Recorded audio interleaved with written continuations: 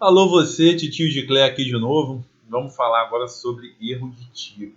Pois é, o que é erro de tipo? Você vai aprender a diferenciar o erro de tipo do erro de proibição, que a gente vai ver mais para frente. Mas vamos ver primeiro a parte do erro de tipo agora e depois, possivelmente no outro bloco, a gente vai tratar aí do erro de proibição. Vamos nessa? Olha só. O erro de tipo ele está previsto no artigo 20 do nosso Código Penal. Tá? E aí, a primeira coisa que a gente tem que saber para interpretar o erro de tipo é o seguinte: o erro de tipo ele pode ser essencial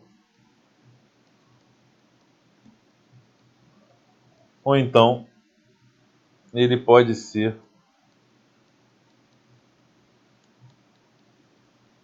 acidental. O que é o erro de tipo essencial? É sobre ele que o artigo 20 trata, tá? Então, o erro de tipo essencial é aquele que incide sobre elementos primários do tipo penal. Como assim elementos primários? No erro de tipo essencial, o sujeito ele não sabe que está praticando o crime. O sujeito ativo, SA, não sabe que está praticando um crime. E aí, diante disso,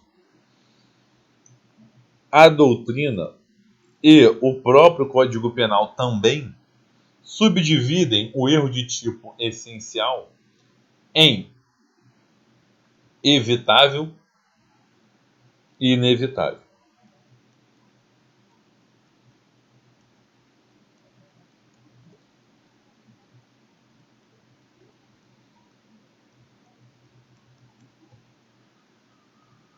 Tá? Evitável e inevitável. Evitável é a mesma coisa que inexcusável. Ué, Edcler, não está errado? Não. Tem que inverter o prefixo. Quando a gente passa de evitável, né, do conceito de evitável e inevitável para excusável e inexcusável, tem que inverter o prefixo. Da mesma forma que inevitável é chamado de excusável. Então, olha o que diz aqui o artigo 20. O erro sobre o elemento constitutivo do tipo legal de crime exclui o dolo. Nos dois,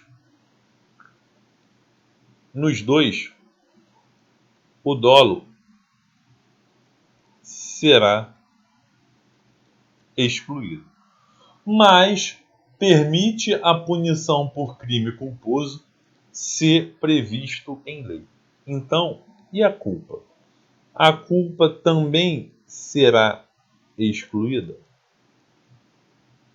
O que acontece? Se o erro de tipo essencial for evitável ou inexcusável, o sujeito pode ser punido a título de culpa. Mas se for inevitável ou excusável, o erro de tipo também exclui a culpa. Declare, eu não entendi o teu esqueminha, agora me dá um exemplo para poder ficar mais claro. Então vamos lá. Imagina o seguinte, exemplo clássico, tá? Dois amigos estão numa floresta caçando, e aí um deles sai do local que eles estão para poder fazer suas necessidades, e meia hora depois, aquele que ficou no local vê um arbusto se mexendo, acha que é um animal e atira. Quando ele vê, ele atirou no próprio amigo, que estava atrás do arbusto. Veja, ele pensou que estava atirando em um animal e não em alguém. Alguém é uma elementar do tipo penal do homicídio. Então, esse caçador incidiu em um erro de tipo. Achou que estava atirando em um animal, mas na verdade estava atirando em alguém. Ele tinha a intenção, sabia que estava praticando um crime? Não, não sabia. Então esse erro de tipo foi essencial.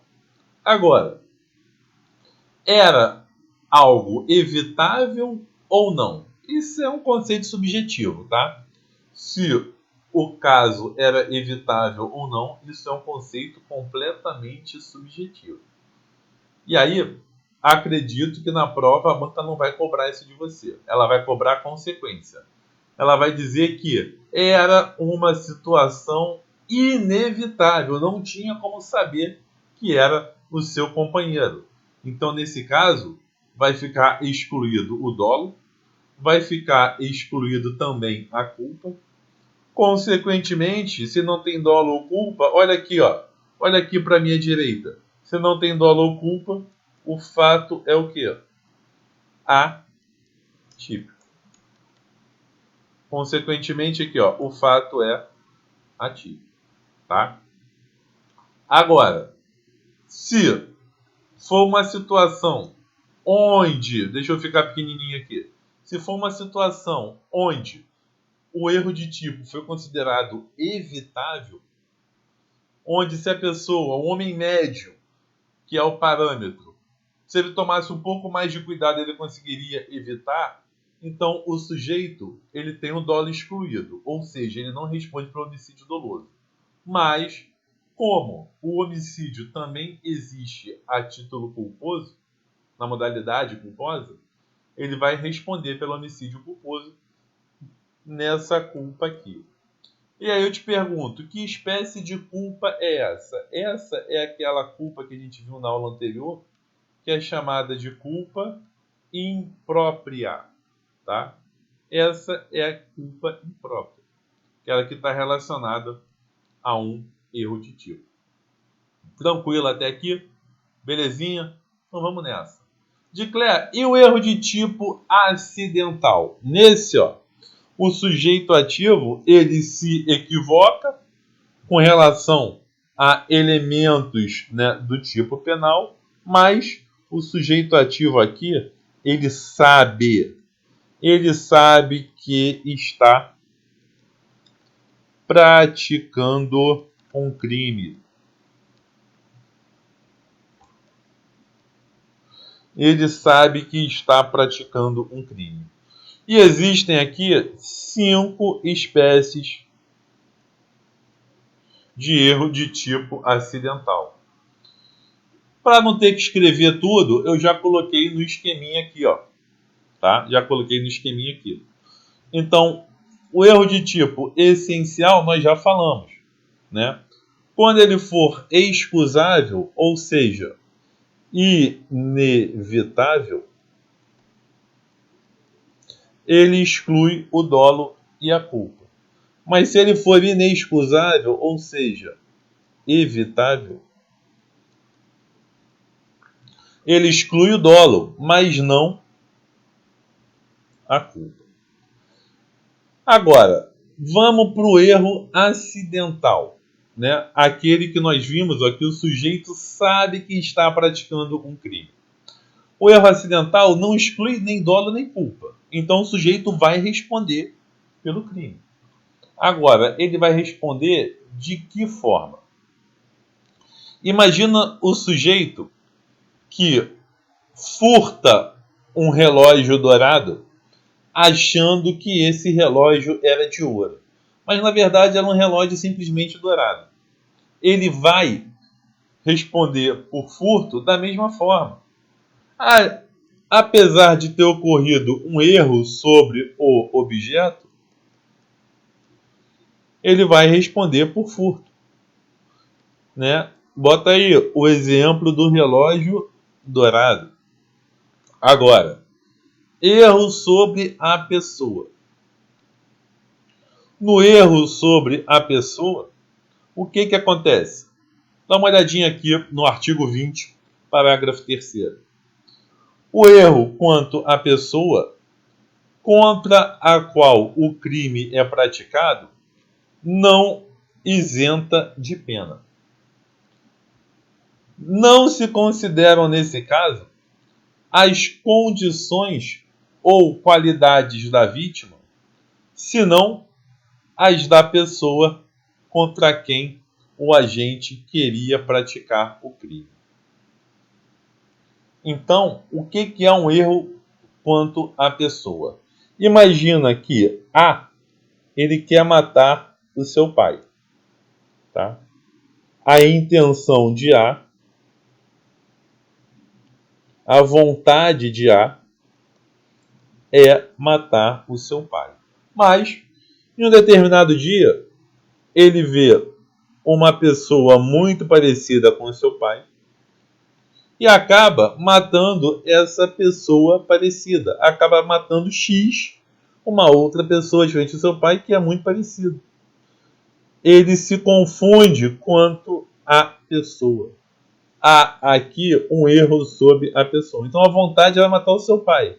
Mas o que efetivamente aconteceu na realidade foi matar uma terceira pessoa. E aí, o que acontece? Quando uma pessoa pretende matar o seu pai, entra aqui uma circunstância agravante, que é praticar o crime contra ascendente. Aquele que pratica crime contra ascendente tem a pena agravada. E nesse exemplo que eu te dei, A queria matar o seu pai, mas matou X achando que era seu pai. Esse homicídio terá o agravante de ter sido praticado contra ascendente? Sim ou não? A resposta é sim, tá? Por quê? Porque, de acordo com o artigo 20, parágrafo 3º do Código Penal, tem que se considerar as condições ou qualidades da vítima, da pessoa contra quem o agente queria praticar o crime. Então, mesmo tendo praticado o crime contra X, considera-se que o crime, considera-se como se o crime tivesse sido praticado contra seu próprio pai. E aí, no exemplo que eu dei, haverá a ocorrência da agravante do crime ser praticado contra ascendente. Então aqui, ele vai responder de acordo com a sua vontade e não de acordo com o que foi realmente praticado. Esse é o erro sobre a pessoa, né? Exemplo, é o exemplo do pai versus terceiro. Agora, temos também o chamado erro sobre a execução, chamado aí de aberratio ictus. Erro na execução, aberratio ictus. O que é isso, Dicler? O erro na execução está aqui no artigo 73. Olha só. Quando por acidente ou erro no uso dos meios de execução, o agente, ao invés de atingir a pessoa que pretendia ofender, atinge uma pessoa diversa, responde como se tivesse praticado o crime contra aquela, atendendo ao disposto do artigo 20, parágrafo 3º que a gente acabou de ver. Então, olha só. Imagina que fulano está aqui e ele quer atirar no seu pai. Mas o seu pai está do lado de X. A vontade é acertar o seu pai. Mas, por falta de mira, ele acaba atingindo X. Ou seja, o real foi atingir X. que aconteceu aqui? Erro na execução. Aconteceu uma falta de mira, né? Errou a mira, errou o tiro.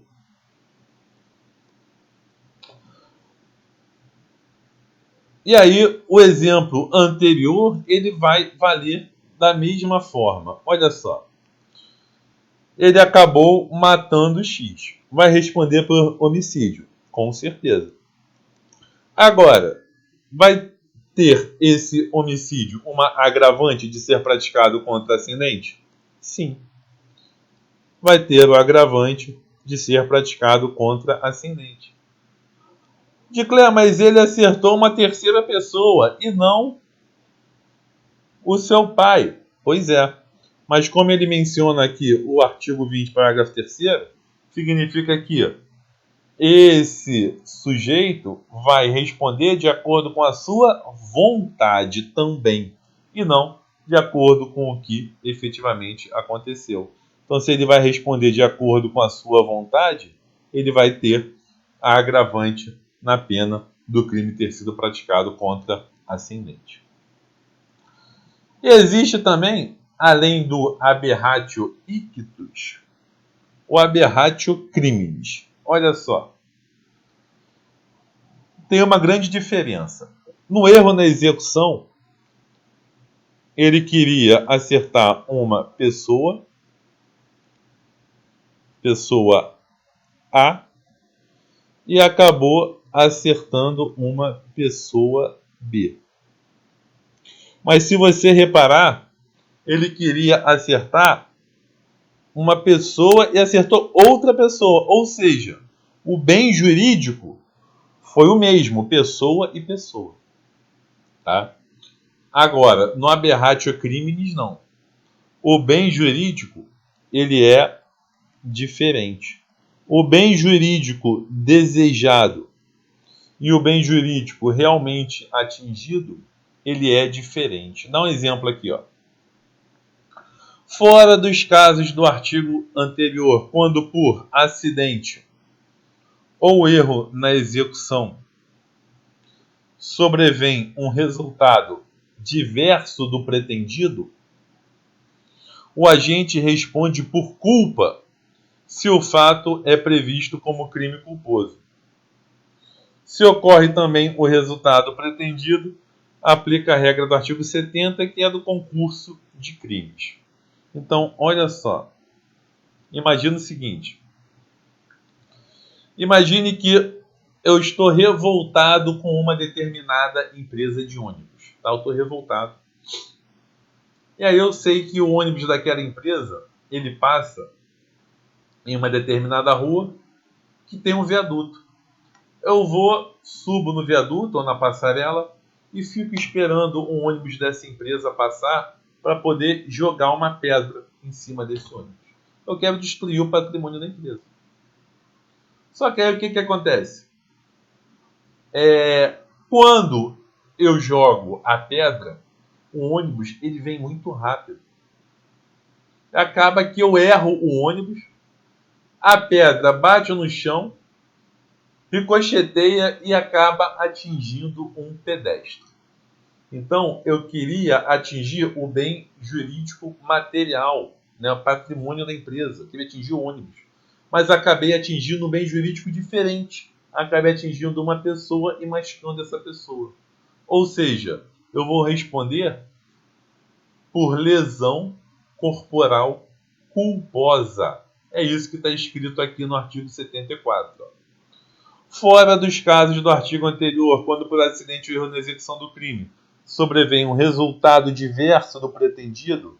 Então, se fala de resultado diverso, é porque está falando de bens jurídicos diferentes, né? O agente responde por culpa se o fato for previsto como crime culposo. Então, no exemplo que eu dei de atingir a pessoa com a pedra, eu vou responder por lesão corporal culposa, já que é um crime que admite a modalidade culposa. Beleza? Fechando, ó. Tem ainda o erro sobre o nexo causal, né, chamado aí de aberratio causae. O que é o erro sobre o nexo causal? Imagina o seguinte, imagina que eu atirei numa pessoa, dei 5 tiros nela, a pessoa caiu, achei que ela estava morta, e aí enterrei ela no quintal de uma casa. Veja, eu achei que o resultado morte havia sido provocado pelo tiro. Só que depois tudo foi descoberto, foi feita uma perícia, e na perícia se chegou à conclusão que a pessoa não faleceu em razão dos tiros, que ela morreu em razão de asfixia. Ou seja, quando eu enterrei essa pessoa, acabou que ela ficou com falta de ar e morreu por asfixia. Ou seja, o nexo causal não foi relacionado à conduta do tiro, e sim à conduta de enterrar essa pessoa. Houve aí um erro sobre o nexo causal. Mas aquele que praticou esse crime vai responder por homicídio consumado da mesma forma. Apenas o nexo causal é que foi outro. Beleza? Então você já sabe agora o que é um erro de tipo essencial, o que é um erro de tipo acidental e as espécies de erro de tipo acidental. Beleza? Continuando. A gente tem aqui exercício. Olha só. O erro de tipo no direito penal. O que acontece aqui no erro de tipo no direito penal? Letra A. Exclui a culpabilidade subjetiva impedindo a punição do... Não tem nada a ver, né? Eu não falei nada disso para você, não tem nada a ver. A letra B é o nosso gabarito. A letra C diz que ele é incabível em crimes hediondos equiparados, não tem nada a ver. Em crimes hediondos ele também é cabível. A letra D diz que é inexcusável nos crimes da lei de drogas, no desconhecimento da lei penal, também não tem nada a ver. Então, sobrou aqui a letra B e a letra E. Olha só. E aí você tem que lembrar daquele esqueminha. Decore o esqueminha que vai dar certo na hora da prova também. Ó. Erro de tipo pode ser essencial e pode ser acidental. O essencial pode ser evitável ou inexcusável, ou então inevitável e, consequentemente, excusável. Aí joga aqui para os dois, o dolo e a culpa. O dolo e a culpa. Você vai lembrar que para os dois, seja evitável ou inevitável, vai excluir o dolo. Agora, o inevitável vai excluir também a culpa. O erro evitável permite a punição por crime culposo na modalidade da culpa imprópria. Repetir tudo que você já sabia. Então vamos lá. Ó. A letra B diz que quando ele é excusável,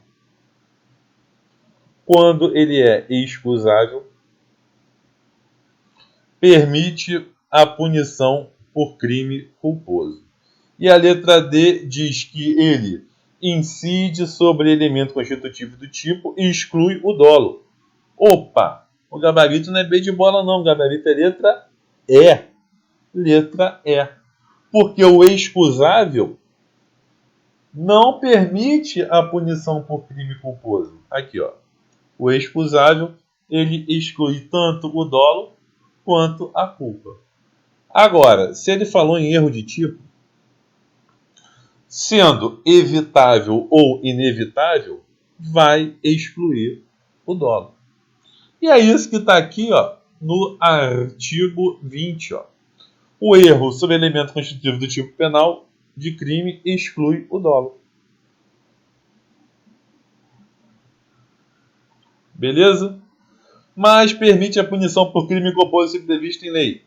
Permite a punição por crime culposo se previsto em lei se o erro de tipo for o quê? Evitável ou inexcusável. Legal? Bacana? Então, gabarito aí da questão, letra E. E aí, no próximo ponto, a gente já vai falar aqui de ilicitude ou anti-ilicidade. Ou seja, já mudamos o assunto, tá? Agora, nós finalizamos a parte do fato típico. Você já estudou a conduta, o resultado, o nexo causal, a tipicidade, e estudou até o erro de tipo.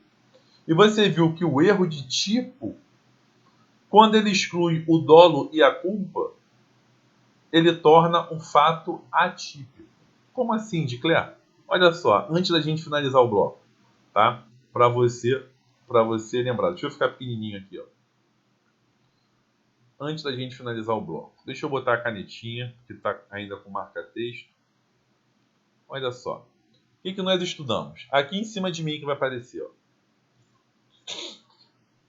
Nós estudamos que o crime é um fato típico, ilícito e culpável. Não estudamos isso?